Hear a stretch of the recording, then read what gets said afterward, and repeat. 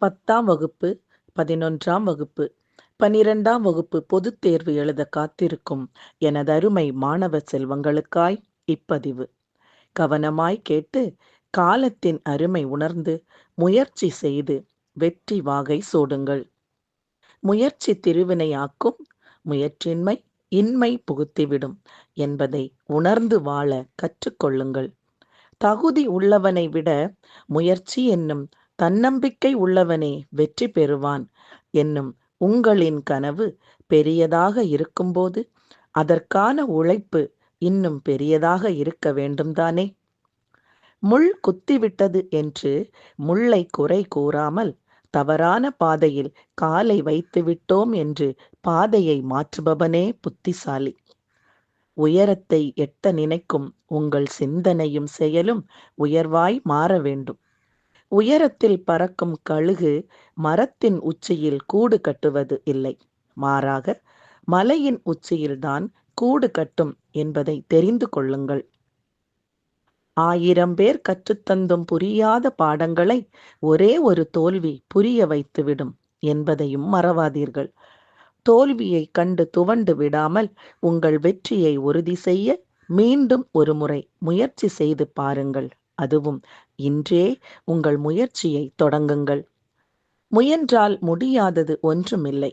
எனதருமை மாணவ செல்வங்களே, எந்த வெற்றியும் எளிதாக கிடைத்து விடாது என்ற உண்மையை மறந்து விடாதீர்கள். முயற்சிக்கான ஒரு சிறிய கதையை உங்கள் முன் வைக்கிறேன். ஒரு காட்டில் உள்ள மரப்பொந்தில் கழுகு ஒன்று வாழ்ந்து வந்தது. அதற்கு கடவுள் நம்பிக்கை ரொம்ப அதிகம். கடவுள்கிட்ட தினமும் வரங்கள் கேட்டு தியானம் இருக்கும். அப்படி ஒரு நாள் தியானம் இருக்கும்போது கழுகிற்கு ஒரு சந்தேகம் வருகிறது. தினமும் கடவுள்கிட்ட தியானம் இருக்கோமே, இந்த விஷயம் கடவுளுக்கு தெரியுமா தெரியாதா என்று யோசித்தது.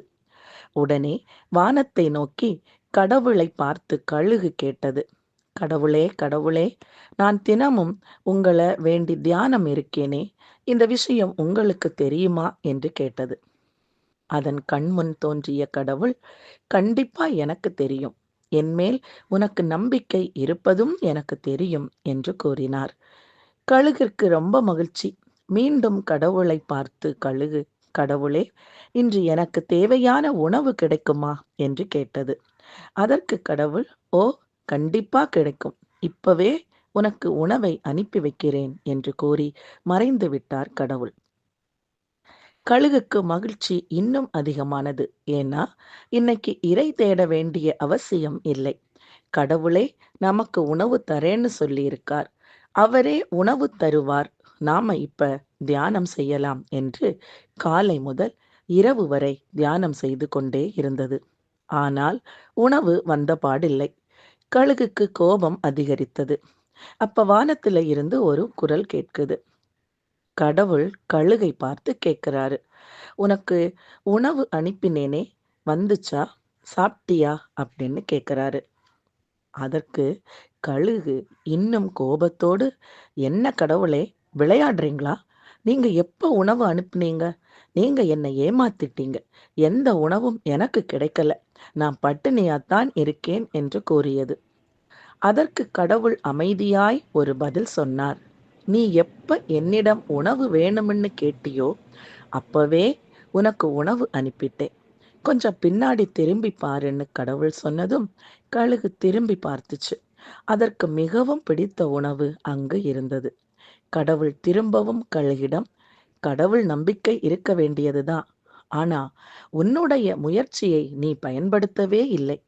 முயற்சி இல்லாவிடில் எந்த பலனும் வெற்றியும் வராது என்பதால்தான் முயற்சி திருவினையாக்கம் என்று அன்றே கூறினார்கள் என்று கடவுள் கூறினார். ஆம், அன்பு மாணவ செல்வங்களே, கடந்த காலங்கள் தொலைந்து போன காலங்களாய் இருந்துவிட்டு போகட்டும். இன்றே முயற்சி செய்யுங்கள். முயற்சி மட்டுமே நமக்கு வெற்றியை தரும். 1000 தடைகள் வரினும் விடாமுயற்சி இருப்பின் தடைக்கல்லும் வெற்றிக்கான படிக்கல்லாய் மாறும்.